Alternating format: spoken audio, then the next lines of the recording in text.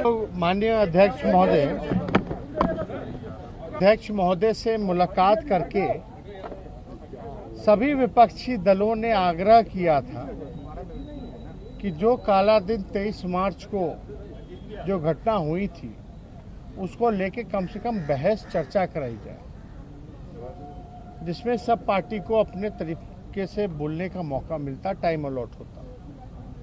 हम लोग सब लोग चाहते हैं कि हाउस सदन चले, और पहले भी आप लोगों ने देखा होगा कि जैसा आसन ने कहा वैसा हम लोगों ने किया।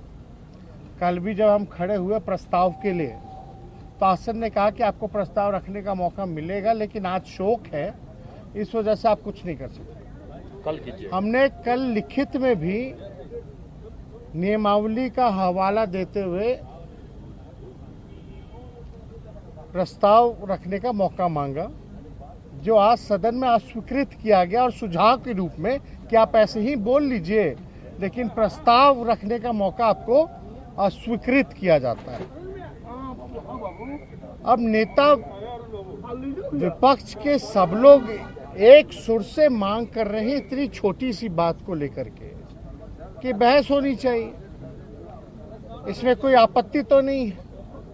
और बहस और चर्चा से वही लोग भागते हैं जिनके मन में बेईमानी होता है या जिन्होंने गलती की होती है, यानी सत्ता पक्ष भाग रहे हैं। आज सारा चीज जो है मंत्री जी ने अध्यक्ष महोदय पर फोड़ा कि इनके हस्तक्षेप से ये सारी चीजें हुई हैं, सरकार कोई चीज नहीं होती। लेकिन बिहार की जनता, देश की जनता और हम सब इतने बेवकूफ नहीं हैं कि बिना नीतीश कुमार जी के मर्जी से कुछ नहीं होता। हमने आज आसन पे विश्वास भी जताया और पूर्व में भी बोला कि हमको विश्वास है, लेकिन अब कहीं ना कहीं से हमको संदेह हो रहा है कि स्पीकर महोदय मात्र जो है नीतीश कुमार के कठपुतली बनकर के रह गए। नीतीश कुमार जी जैसा चाहते हैं वैसा होता है।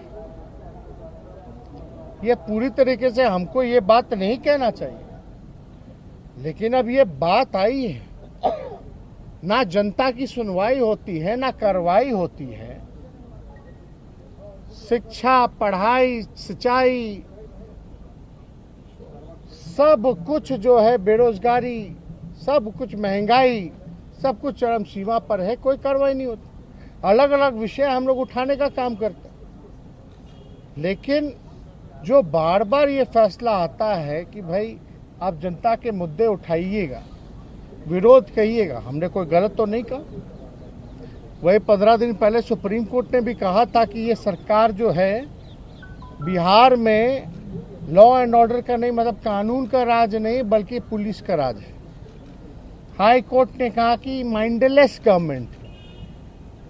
वाकई में जब हाई कोर्ट कह रही है कि यहाँ कानून का राज नहीं है, सुप्रीम कोर्ट कह रही है और हाई कोर्ट कह रही है माइंडलेस गवर्नमेंट है, तो आप समझ सकते हैं कि बिहार जो है कैसे चल रहा है। अब जब हम सब लोग फिर से पुनः आज हमारे प्रस्ताव रखने का जब मौका नहीं मिला, स्वीकृति नहीं दी गई, ऐसे ही अनौपचारिकता से बोलने का मौका मिला, हमको कुछ सुनाना तो हम तो चाहते तो ऑन रिकॉर्ड है, बहस में आए बातें, किसकी गलती है, किसके कार्रवाई से ये सारा हादसा हुआ, कि कौन गुनहगार है, सब सामने आता।